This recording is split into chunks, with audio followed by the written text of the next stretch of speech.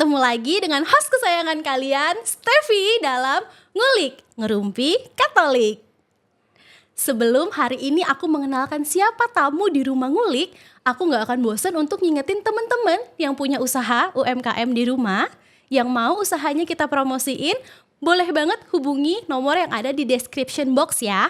Nanti kita akan promosiin di Ngulik secara gratis, oke? Nah, hari ini aku kedatangan tamu dari seksi kerasulan keluarga. Nah, halo Tante Lisa, Om Sugeng. Halo. Halo. Sobat Halo, Halo Sobat Ngulik. Iya, ini ada Tante Lisa dan suaminya Om Sugeng. Apa kabar Om, Tante? Baik. Baik, puji Tuhan. Terima kasih ya udah datang ke rumah ngulik hari ini. Sama-sama. Karena kita hari ini kedatangan dari seksi kerasulan keluarga, pastinya kita akan ngobrolin soal keluarga dan rumah tangga. Nah, keluarga dan rumah tangga ini Om, Tante, nggak selalu mulus, nggak selalu bahagia gitu ya kayak di film-film. Kadang ada juga yang nggak kondusif atau yang kita tuh sebenarnya nggak pengen lah kejadian. Contohnya kayak kekerasan dalam rumah tangga ya. Nah, kalau kekerasan dalam rumah tangga itu yang bisa terjadi dalam keluarga tuh seperti apa sih Tante? Kekerasan dalam rumah tangga itu sebenarnya bisa dibagi menjadi beberapa sih ya. Satu, yang paling sering itu kekerasan secara fisik. Yang kedua secara verbal. Yang ketiga secara seksual. Dan yang keempat itu secara ekonomi, Steffi. Oh, berarti kekerasan itu nggak cuma sekedar dicubit, dipukul aja ya Tante ya? Lebih luas. Oke, nah kalau gitu tuh jenis-jenis contoh-contohnya sendiri nih Tante. Kalau kekerasan fisik kita tahu lah Tante, dipukul, dicubit, segala macam ya Tante. Tapi kalau yang tadi ada verbal, seksual, ekonomi, itu contohnya tuh seperti apa sih Tante?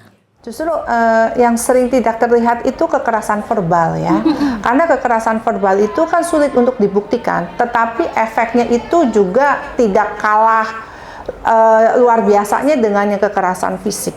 Itu bisa membuat orang menjadi tidak percaya diri, menjadi orang depresi, dan kekerasan secara verbal itu banyak dilakukan tetapi tidak banyak lingkungan atau teman-teman yang menyadari. Ya, terus yang selanjutnya itu kekerasan secara seksual. Kekerasan seksual sebenarnya itu seperti gunung es ya, Steffi ya.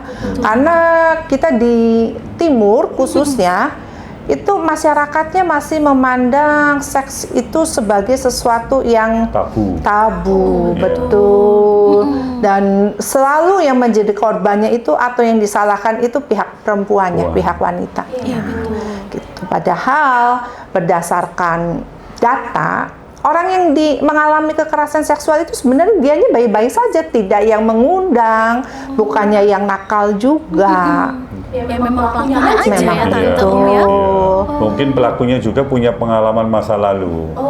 Jadi ini tuh kayak berulang siklusnya terus-menerus ya Om? Iya, kadang-kala itu sebuah fantasi yang di luar normal. Oh, berarti itu kekerasan tuh sebenarnya sesuatu yang jadi siklus ya Om Tante? Maksudnya kalau ayah ke anak, anaknya bisa kemungkinan nerusin ke anaknya lagi dan terus menerus gitu ya. Nggak akan kayak cuman ya udah pukul sakit gitu, tapi efeknya panjang ya ternyata. Betul. Nah, kalau yang ekonomi ini seperti apa nih Om Tante nih? Karena aku jujur baru denger ini ada yang namanya kekerasan ekonomi gitu. Kalau kekerasan ekonomi itu membiarkan orang-orang atau keluarganya itu menderita secara ekonomi. Misalkan seorang ayah yang tidak mau bekerja, kerjanya mabok-mabokan. Terus seorang ibu yang sudah tahu ekonomi sulit, misalkan ya ibu orang tua tunggal ya, tapi membiarkan anaknya kelaparan, atau anaknya dijual untuk sebagai pengemis, misalkan disewa-sewakan, dieksploitasi. Betul. Oh, itu termasuk kekerasan ekonomi. Ya, salah satu contohnya ya. Bahkan kalau sekarang itu apalagi di Jakarta ya, di era digitalisasi sekarang, kebutuhan orang kan sebenarnya luar biasa ya. Dan itu banyak yang para orang tua atau suami sebagai kepala rumah tangga yang membiarkan keluarganya itu kesulitan dalam ekonomi.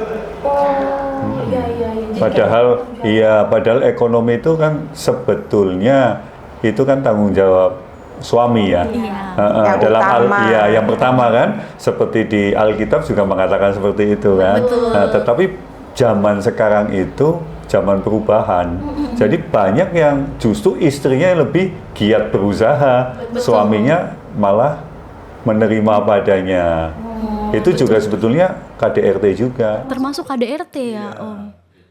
Ternyata luas sekali ya untuk KDRT ini, nggak cuma sekadar. Awalnya tuh saya pikir KDRT itu ya kekerasan seksual saya tahu, kekerasan fisik saya tahu. Kalau verbal ya tahu-tahu nggak tahu lah, karena kan ya begitu ya. Tapi kalau kekerasan ekonomi saya baru dengar. Nah, tante saya mau tanya, siapa sih yang paling punya potensi untuk jadi pelaku KDRT? Oke. Pertama pasti karena dunia kita ini kan dunia patrilineal ya, di mana lelaki itu secara struktur sosial ekonomi itu mendapatkan tempat yang lebih tinggi. Dominan. Ya, itu pasti yang pertama berpotensi untuk melakukan KDRT itu lelaki, para suami. Ya. Tapi tidak menutup kemungkinan juga para istri juga melakukan KDRT. Tetapi biasanya istri itu, orang itu melakukan KDRT terhadap orang yang lebih lemah. Oh, siklusnya gitu. Iya, jadi kalau siapa yang di keluarga itu paling lemah, ya anaknya. Makanya siklus ya. Betul. Turun ke bawah. Turun ke Iya. bawah. Kalau dalam data itu karena tadi Lisa mengatakan patrilinear itu 90% itu KDRT dilakukan oleh kaum lelaki. Sayang Iya, cuma akibatnya ya seperti gradual gitu. Iya. Dari suami ke istri, nanti istri bisa juga ke anak. Atau ke orang tuanya yang mungkin masih sudah lemah gitu lah. Ini akibat-akibat ini yang akibatnya semua Kena jadi imbas. Iya. Sekedar yang jadi korban Iya, mungkin ya hal kecil lah seperti tadi Lisa katakan kekerasan dalam rumah tangga soal verbal. Kadang kan itu diucapkan mungkin tanpa sadar karena itu sebagai habit. Iya, Ya kan? betul. Sebuah kata yang kadang satu kata tapi sakitnya sampai di sini Iya, kan.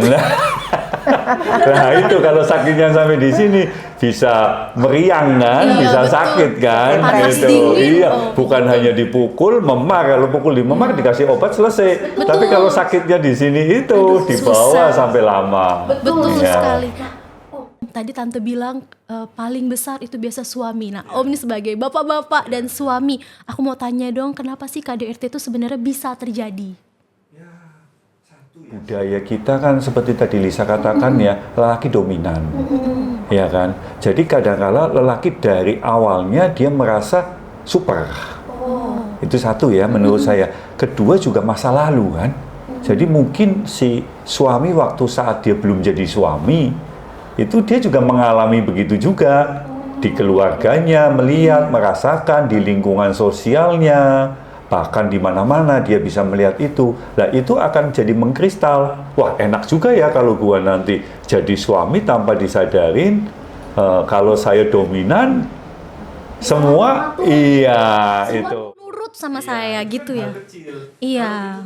Kan, dengan istri yang nurut, yang lemah, itu kan jadi bola salju tadi seperti Lisa katakan kan, itu gulung terus. Lah kalau bola salju ini mencair, kan jadi bencana. Nah itu. Ada juga sebabnya itu karena ketidakmampuan seseorang mengelola emosinya, Tevi. Karena emosi itu kan harus dikelola. Itu yang disebut kecerdasan emosional ya. Biasa yang melakukan KDRT itu orang-orang yang secara emosional itu tidak bisa mengelola atau pengendalian dirinya lemah. Karena juga sebenarnya balik lagi ya ke manajemen emosi itu sebenarnya harus dimulai diterapkan pada saat anak tuh orang itu masih anak-anak gitu pada saat masih anak-anak ya gitu loh. Bagaimana anak itu bisa menahan kemarahannya, misalkan anak marah ingin melempar gelas misalkan, tapi bagaimana anak itu bisa mengendalikan emosinya untuk tidak melempar gelas gitu. Nah itu juga pengaruh agama penting sekali ya kalau menurut saya di dalam manajemen emosi. Misalkan pada saat anak ya, aduh ini kalau marah nih pengen dilempar, terus dia ingat oh iya Yesus, oh dia ingat Tuhannya. kalau ini berdosa. Dia ingat kalau melempar, dia akan menyakiti orang tuanya, kasihnya terhadap orang tua. Nah, itu maka juga manajemen emosi itu amat sangat penting. Apa yang dialami pada saat dia anak-anak, apa yang orang tua tanamkan, nilai-nilai seperti apa sih yang ditanamkan orang tuanya pada saat seorang anak itu bertumbuh. Itu berpengaruh juga terhadap nanti ke depannya apakah akan dapat terjadi kekerasan atau tidak. Mengontrol emosi ya Tante Om. Anak-anak. Nah, kita sebagai orang tua ya, papa dan mama itu parenting terhadap anak itu sedini mungkin. Iya, jadi nggak cuma sekedar mendidik anak tapi menyiapkan calon istri dan calon suami di masa depan. Iya, karena KDRT itu kan sebenarnya buah ya, akibatnya gitu. Tapi kan prosesnya itu dimulai sebenarnya dari mulai anak-anak sih itu, value-value kehidupan, agamanya. Apalagi di masa sekarang yang medsos ya. Nah, medsos ini kan kadang yang kita lihat kan hal-hal yang bahagia, yang enak. Sejujurnya belum tentu 100% seperti itu kan. Ditawarkan begitu banyak hal-hal kemewahan, itu kan harta, kemewahan itu kan uang kan. Jadi kadang-kala orang berkorelasi, orang bahagia itu kalau orang yang banyak harta, banyak uang. Padahal sejatinya kan nggak harus begitu kan. Balance lah. Iya. Tadi dari penjelasan Om dan Tante, aku kan sebenarnya pernah baca kalau korban kekerasan dalam pacaran sebenarnya kadang nggak sadar bahwa mereka tuh korban kekerasan. Kalau dari penjabaran Om dan Tante berarti seharusnya korban kekerasan dalam rumah tangga pun kadang nggak sadar ya mereka korban ya Om Tante. Betul. Sebenarnya kalau kita cermati, orang yang berpotensi melakukan kekerasan di dalam rumah tangga itu sudah terlihat semenjak pacaran. Dari pacaran. Ya, cuma kadang-kadang namanya pacaran ya, kalau orang sekarang kan bilang apa, bucin ya. Budak cinta. Nah, kalau pacaran zaman sekarang beda kan dengan pacaran saya dengan Lisa dulu kan. Datingnya ketemu, ngobrol. Ketemu 2 jam ya mungkin kita bisa 80% mungkin ngobrol. Nah, kadang kita lihat orang-orang masa kini itu pacaran, datang ke kafe, bawa handphone, yang dipegang handphone. Bukan tangan pacarnya. Bukan tangan pacarnya. Lah itu, jadi itu yang membuat relasi itu nggak digali. Padahal kan harusnya masa pacaran itu menggali kan, menggali siapa diriku, siapa dirinya. Betul sekali. Nah, Om, Tante tadi kita udah bahas siapa kira-kira yang potensial untuk jadi pelaku kasarnya. Tapi siapa yang paling rentan menjadi korban? Sebenarnya anak-anak itu yang paling rentan. Bukan istri ya Tante? Anak-anak itu. Yang kedua pastinya istri. Anak-anak, karena anak-anak memang secara tidak langsung jadi yang paling lemah di rumah ya. Di dalam sebuah teori kan gini, orang akan melakukan sesuatu kekerasan, itu yang akan dilihat kan yang paling lemah siapa? Iya, betul. Ya kan? Nah, itu yang dia tuju. Kalau sama-sama tidak lemah, kuat, kan akhirnya korelasinya positif. Tanding. Iya, beda, partner gitu. Siapa yang menang? Siapa yang saling partner? Ya betul, nggak kekerasan. Iya. Oke, tadi kita udah ngobrol dampaknya ternyata luas juga ya. Saya pikir kayak cuman ya trauma, titik, sakit, titik. Tapi ternyata dampaknya luas sekali.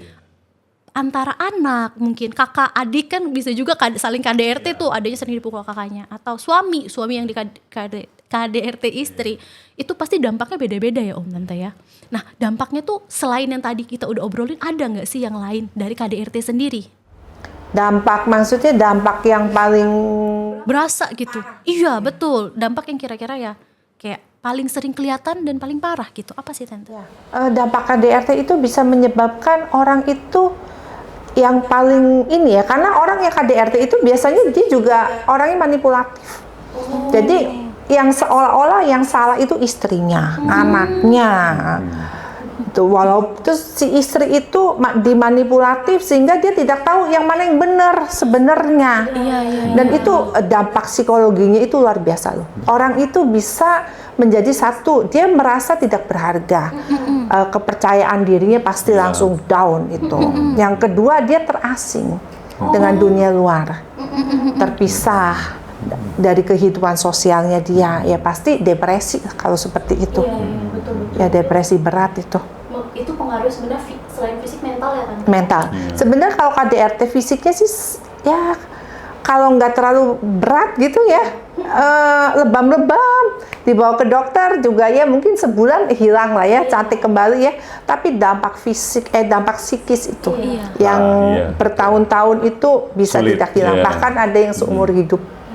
Tapi kadang-kadang suka loh, banyak kita melihat nih orang KDRT nanti seminggu kita ngelihat sudah baikan. Makanya kayaknya bukan kekerasan, kemesraan jadi. Ya. Mengerikan juga Om, tapi kalau kemesraannya begitu. Jadi akhirnya jadi hal yang Seperti yang Sugeng bilang ya, kenapa itu berulang? Karena begini, seseorang yang mempunyai potensi melakukan KDRT itu seseorang yang manipulatif biasanya. Dan dia itu seorang yang sebenarnya itu tidak percaya diri. Gitu. Karena biasanya dari yang saya lihat ya, kasus-kasus KDRT itu dimulai dari kecemburuan. Sesuatu yang tidak dilakukan oleh pasangannya. Tapi karena dia impulsif gitu ya, ketidakseimbangan emosi, sehingga dia itu yang mendorong dia melakukan emosi yang tidak terkendali gitu. Bahkan kadang sampai istrinya itu cedera ya. Itu mungkin alasan kenapa orang yang jadi korban kekerasan itu susah keluar dari siklus kekerasan ya Tante? Karena dia secara psikologi itu sudah dipengaruhi, sudah dimanipulasi. Kamu kalau nggak ada saya, kamu nggak bisa hidup, misalkan. Kamu saya pukul ya karena kamu nggak ngeselin gitu ya Tante? kekuasaannya dia dominan. Jadi dia takut kalau dia nggak melakukan pencegahan itu, dia jadi nggak dominan lagi, nggak berkuasa gitu. Kayak kata Tante Lisa, sebenarnya orang yang seperti itu kurang percaya diri. Iya.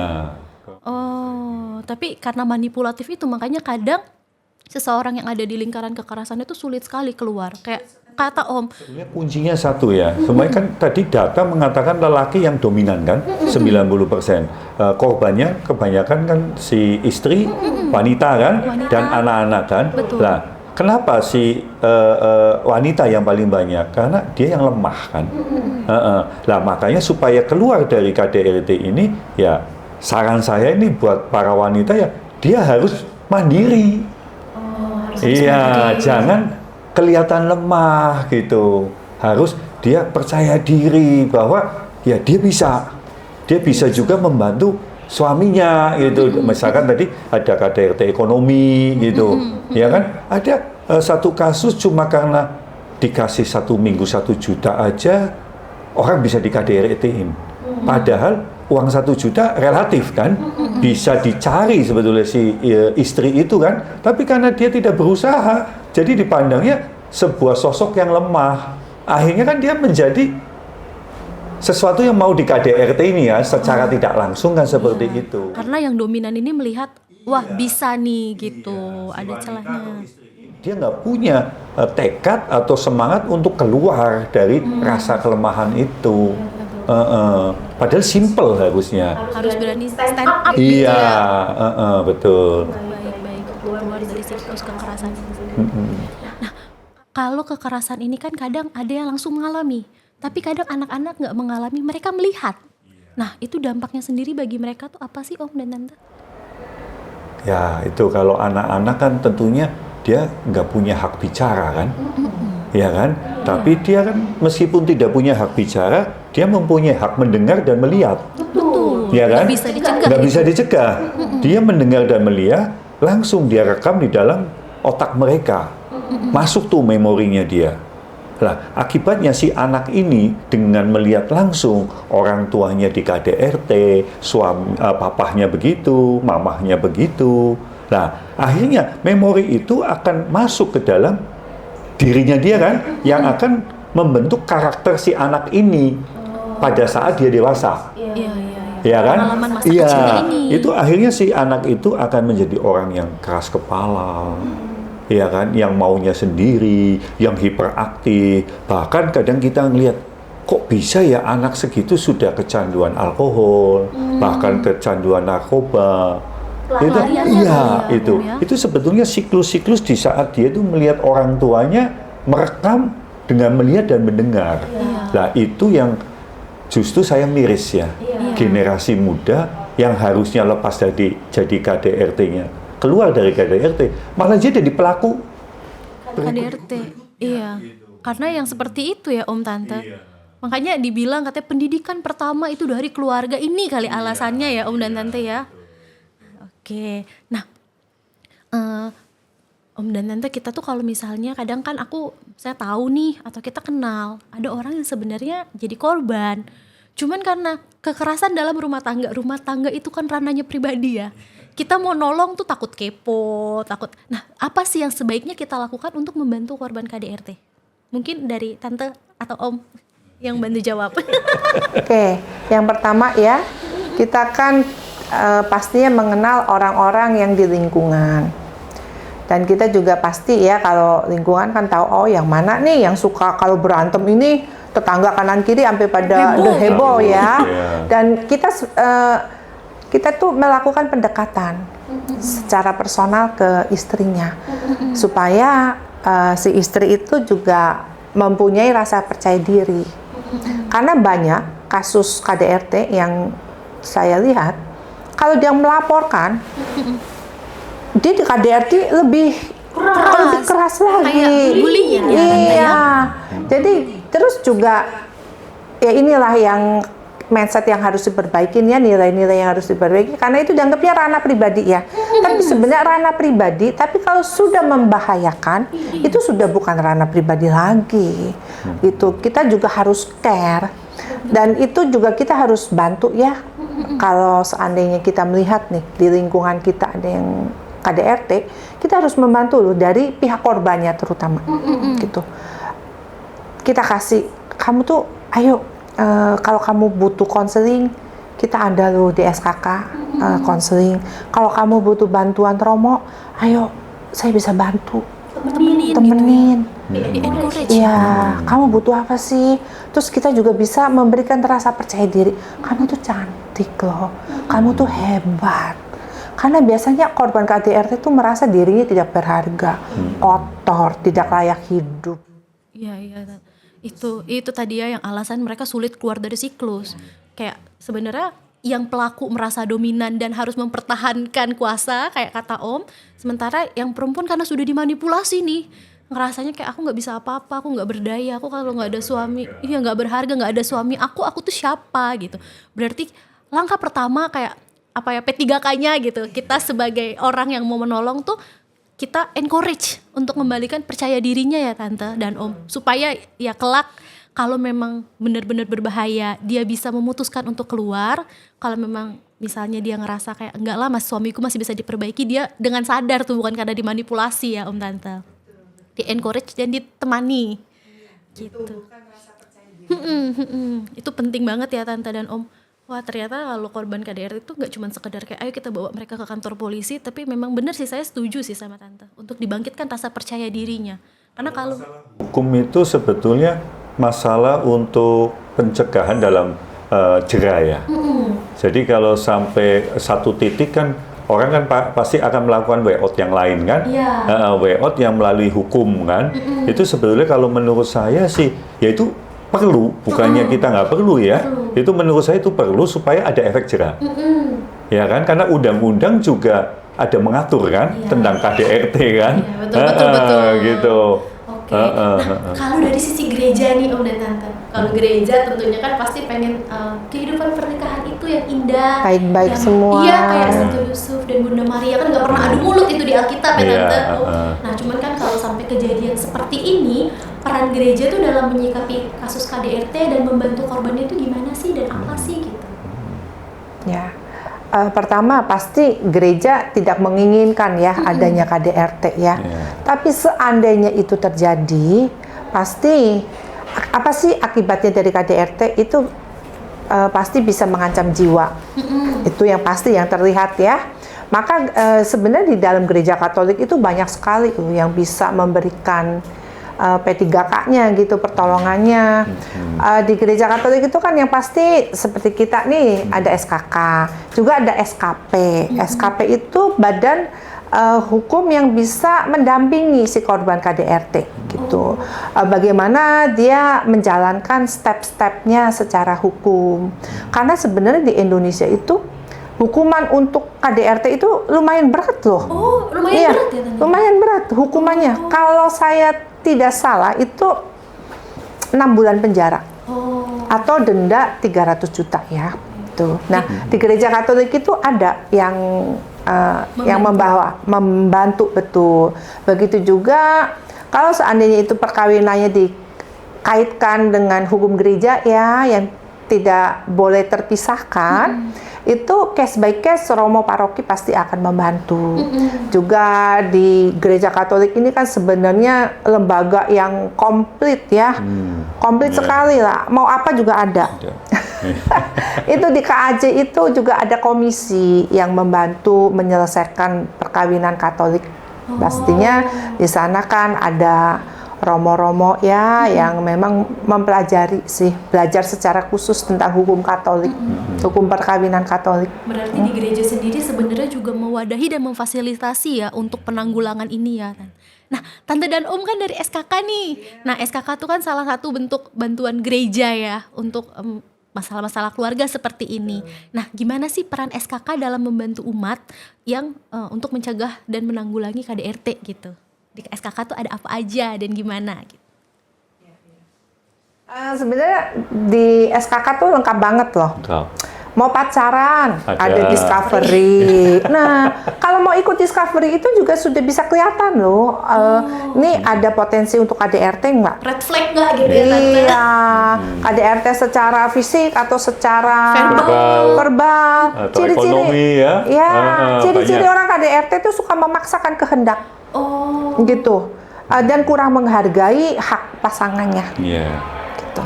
Sobat-sobat ngulik yang ada di rumah mungkin boleh nih yang masih pacaran supaya biar ketahuan nih red flag atau enggak ya, ikut discovery dulu ya Tante Om ya. Setelah discovery mau melanjutkan ke jenjang pernikahan, ada MRT, didampingi itu selama 2 hari. MRT sekarang itu luar biasa bagus ya, itu juga saling membuka diri ya antara calon pengantin nih. Oke, lancar nih perkawinan. Saya kemarin baru ikut soalnya. Bagus kan? Bagus. MRT-nya bagus di sini. Iya, dan tidak membosankan ya. Nggak ngebosenin. Kekinian ya. Kekinian teman-teman yang mau menikah, nah boleh MRT di sini bagus. Iya. Yang lagi pacaran juga boleh loh discovery. Juga asik pasti. Iya, saya sayang sudah nggak muda lagi. Udah nggak bisa discovery. Nggak bisa discovery. Oke, setelah MRT ya kan menikah. Menikah ada 10 TP. Itu 10 untuk yang menikah di bawah 10 tahun. 10 tahun pertama 10 ya. Itu juga 10 TP itu bagus banget. Dia mempunyai suatu kelompok dialog ya yang akan saling menguatkan. Gitu. Setelah 10 TP, setelah perkawinan lebih dari 3 tahun, ada Married Encounter, ME. Itu juga bagus banget ya.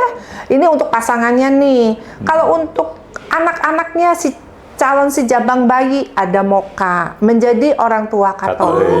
Ada ya? Ada. Disiapkan juga jadi orang tua. Betul. Bagaimana sih kita menjadi calon orang tua Katolik yang baik? Nah, ada MOKA ya. Terus setelah ini anak bertumbuh kan ada sekolah minggu, ada Antiok, Rosis. Betul. LE, PA. Nah, lengkap sekali. Bahkan sampai dengan kita lansia pun ada ya. Ya, ada lansia, ada UBK. Sebenarnya kalau aktif di SKK ya Tante, apalagi orang yang sudah menikah sebenarnya maksudnya tuh bisalah terhindar karena kan udah di pencegahan dari awal, terus berada di komunitas juga. Tadi seperti yang sudah kita jelasin kan cenderung yang dimanipulasi nih yang susah keluar. Kalau berada di komunitas kan banyak yang membantu. Iya, positive thinking. Kepercayaannya bisa tumbuh gitu, merasa tidak sendiri gitu. Tapi kalau sudah amit-amit nih kejadian nih Tante dan Om, di SKK sendiri biasa gimana? Ada khususnya kah atau memang mendampingi aja gitu?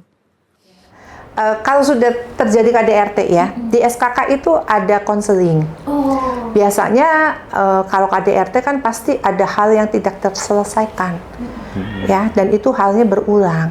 Karena biasanya itu dari pengalaman saya, Pak Sutri itu tidak berdasarkan solusi. Kalau menyelesaikan suatu konflik itu bukan berdasarkan solusi, tapi berdasarkan apa yang gua mau. Atau ya wis lan trimo. Iya. Antara dua itu ya, Iya. apa yang gua mau atau Ya sudah. Udah Iya. dibiarkan. Tapi kalau ya udah dibiarkan pasti tidak akan konflik KDRT gitu. Tapi apa yang gue mau? Jadi itu memaksakan. Sebenarnya namanya suami istri bisa saling tertarik itu karena 1 plus 1 min. Saling melengkapi. Kayak magnet. Iya. Coba kalau min sama min nggak akan tertarik. akan tertarik.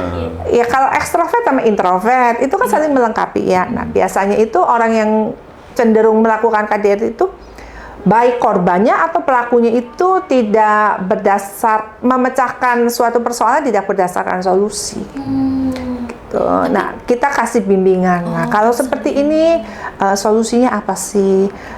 Berdua dipanggil, kita ngomong satu-satu ya. Jadi di konseling itu juga mendapatkan informasi yang balance dari istrinya maupun dari suaminya. Terus kita juga dekatkan ke gereja ya. Karena menurut saya orang yang secara rohaninya bagus, itu kemungkinan melakukan KDRT-nya sebenarnya lebih kecil sih. Iya. Karena begitu mau ngelempar gelas, Yesus, taruh lagi ya. Lagi betul. Mau gini, Bunda Maria. Betul. Jadi nggak jadi ya. Nggak jadi. Kalau marah Rosario. Iya. Terus kalau suaminya marah, istrinya Rosario. Salam Maria penuh rahmat gitu. Iya. Tante Om, di SKK sendiri kan biasa suami istri. Tapi kalau anak yang mengalami kekerasan, boleh nggak ngadu ke SKK atau ngadunya ke yang lain? Di konseling juga banyak menerima untuk anak-anak remaja ya, anak-anak remaja gitu. Oh, berarti nggak cuma terbatas suami Nggak. istri saja Iya, ya, Om dan betul. Tante. Tapi ini kan biasa kalau masalah keluarga seperti ini mau dibawa ke publik, jangankan ke gereja, ke keluarga pun malu gitu. Di SKK sendiri berarti rahasianya terjamin gitu ya, nggak akan kemana-mana lah, kita-kita aja yang tahu gitu ya Om Tante. Di SKK itu kan ada seksi konseling keluarga. Itu pasti tidak akan kemana-mana, dijamin 1000%. Nggak akan bocor kemana-mana. Bahkan sesama SKK juga nggak akan tahu. Nggak akan dihakimi kan? Tidak. Tante? Karena kan kadang kita mau datang tapi kita takut dijudge gitu, takut ya jadi malah jadi cerita di gereja. Iya, Ternyata sih itu gitu. Jadi takut. Betul. Berarti aman konselingnya ya. Kita udah komitmen. Udah komitmen. Kerahasiaan dijaga. Rahasia, nah, Tante dan Om tadi kita udah ngebahas nih gimana soal kekerasan, siklus kekerasan. Salah satunya tadi Om dan Tante juga bilang bahwa perempuan juga harus tahu value-nya gitu kan. Nah, Tante sendiri nih sebagai perempuan dan seorang ibu, ada nggak tips bagi kita sebagai perempuan untuk bisa percaya diri, untuk maksudnya terhindarlah dari pola kekerasan yang seperti itu? Terutama dimulai dari masa anak-anak ya. Berikan rasa percaya diri kepada anak-anak, terutama kepada anak perempuan, bahwa anak itu betapapun seperti apapun bentuknya itu berharga di mata Tuhan dan di mata orang tuanya. Bahwa orang tuanya mencintai anak itu tanpa pamrih. Apapun yang terjadi kepada anak itu orang tua masih mencintai. Itu yang pertama. Jadi pada saat terjadi sesuatu, anak itu tidak ragu untuk mengadu atau meminta saran kepada orang tuanya. Itu yang pertama. Yang kedua juga sebagai orang tua juga harus menanamkan nilai-nilai rohani yang baik ya, ajaran-ajaran gereja, ajaran kasih, dan memberikan contoh yang tidak KDRT. Dari keluarga udah harus memberikan lingkungan yang baik. Betul. Ya. Dan terutama kepada anak perempuan juga ditanamkan bahwa ciri-ciri ini kalau sudah pacarnya terlalu memaksakan kehendak, stop.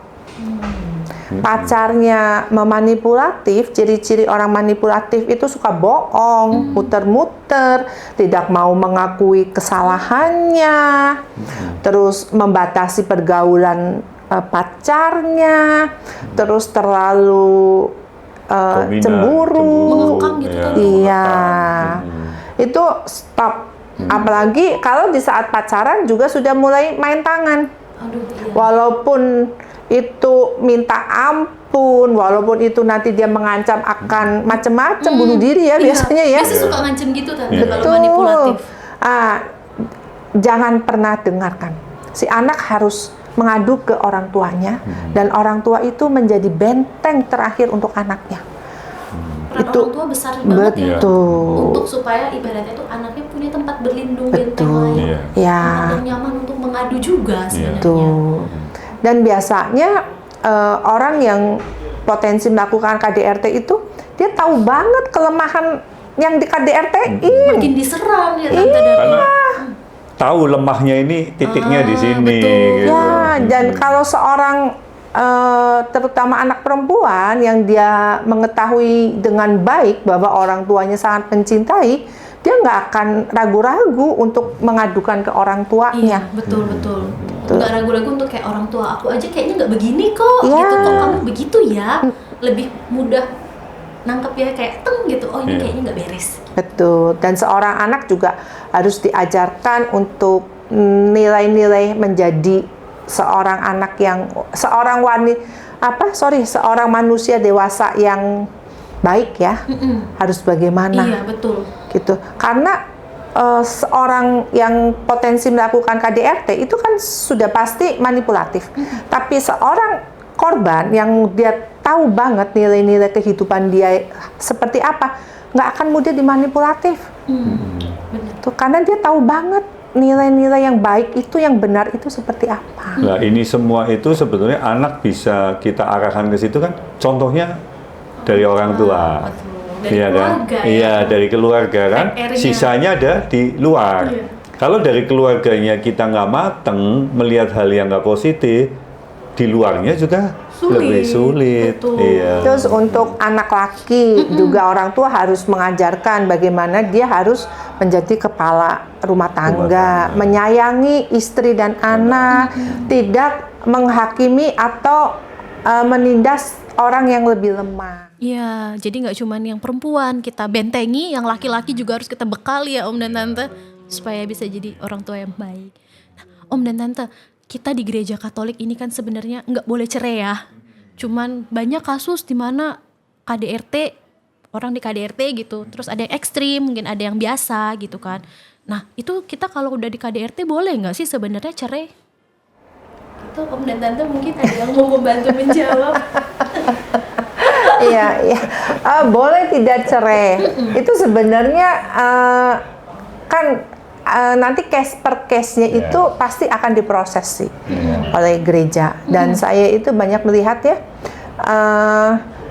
sesuatu yang sudah membahayakan, pasti gereja juga nggak akan diem lah, membahayakan nyawa seorang. Biasa tahapannya apa sih Tante? Misalnya kayak konseling atau mediasi atau mungkin sampai mungkin pertimbangan ya Tante, sampai oh boleh cerai gitu. Itu kan pasti ada tahapan ya Tante. Itu apa aja sih Tante? Ya, sebenarnya cukup panjang dan kompleks ya tahapannya. Kan KDRT itu kan juga tingkatannya kompleks banget gitu, dari yang paling ringan sampai yang paling berat. Terus dari yang paling manipulatif sampai yang biasa-biasa saja. Mungkin nggak Sudah sadar. sebuah kebiasaan. Iya, atau nggak sadar ternyata jadi pelaku ya. Begitu mungkin dikasih tahu, itu ternyata tidak baik gitu. Mungkin mau berubah gitu ya Om dan Tante ya. KDRT yang orang tahu itu biasanya yang secara fisik itu sudah parah. Benar Tante. Ya udah pada mata udah Biru. Iya. Udah biru. bibir udah nyonyor gitu ya, Tapi berdarah datang- kemana-mana. Tapi datang mereka. Iya. Iya, kalau udah sampai di titik itu ya Tante dan biasa tuh mediasinya, maksudnya prosesnya tuh ada apa aja sih Tante kalau kayak gitu? Mediasi ketemu berdua gitu. Terus maksudnya langsung kromo kah atau gimana kah gitu? Karena balik lagi case per case ya. Kalau case yang paling ringan ya, Romo itu kan di paroki cuma 2 ya, umatnya sekian ribu ya.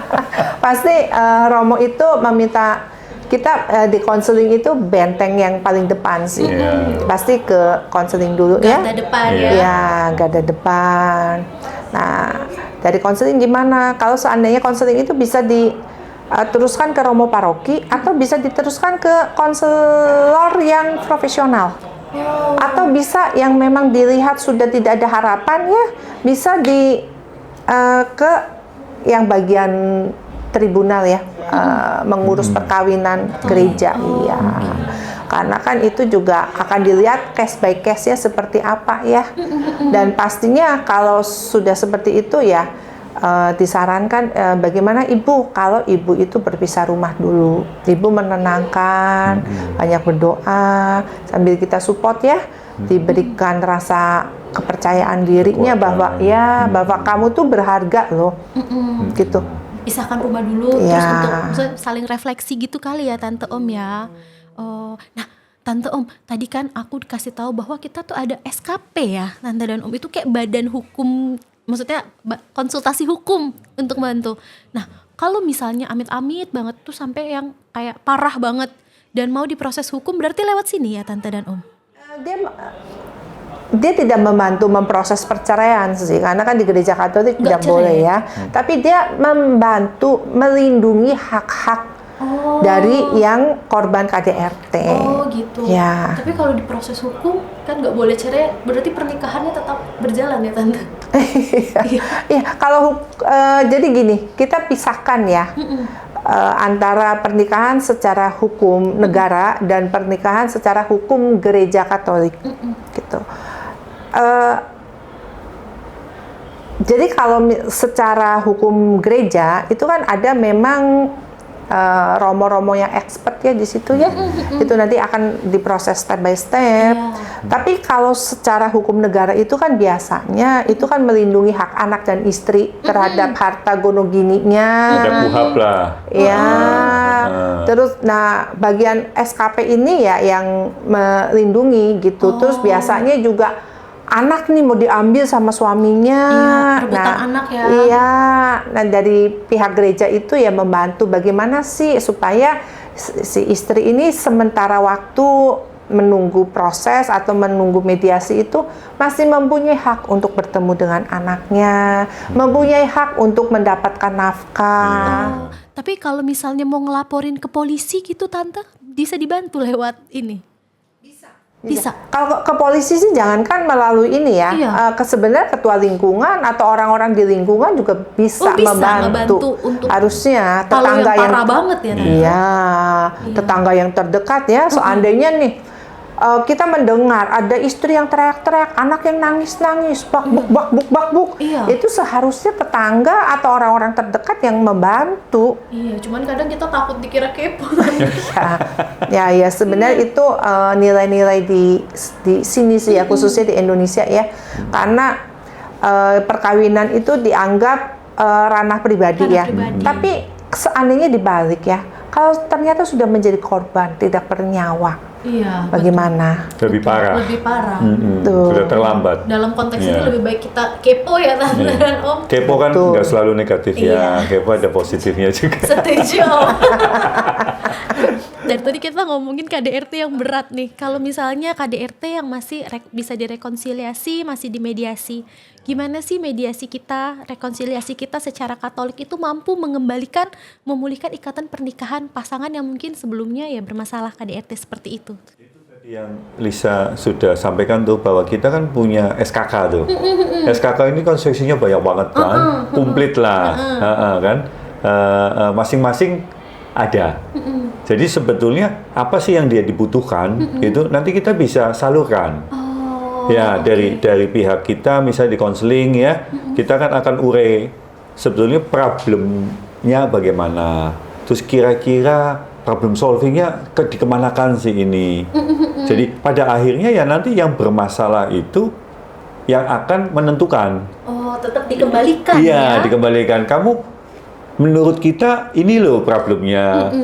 Solusinya mereka yang memutuskan, tapi kita kasih jalan.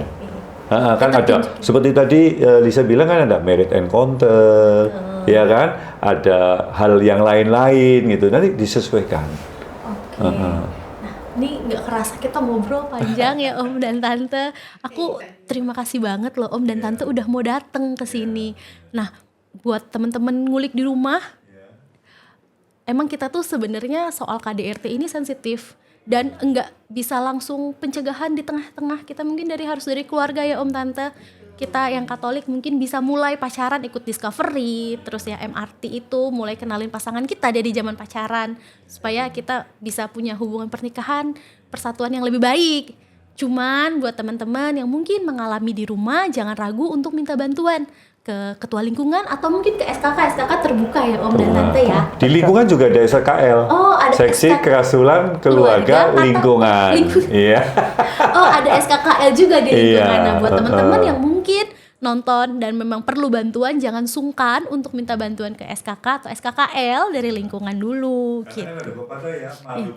Sesat di jalan. Betul sekali. Nah, aku dapat banyak banget hari ini dari Om Sugeng, dari Tante Lisa seputar penanggulangan KDRT dan KDRT itu apa gitu. Aku berharap teman-teman di rumah juga dapat banyak nih hari ini. Nah, teman-teman yang mungkin mau cerita nih habis nonton dapat apa atau punya pengalaman, mau kasih kritik dan saran, boleh banget untuk komen di kolom komentar. Nah, jangan lupa untuk like, subscribe dan nyalain tombol loncengnya ya. Hari ini aku, Om Sugeng dan Tante Lisa pamit dulu teman-teman. Boleh dadah dulu dong Om dan Tante. Makasih ya. Iya. Tetap semangat. Kami pamit undur diri dulu. Sampai jumpa di Ngulik episode selanjutnya. Ngulik, ngerumpi, Katolik.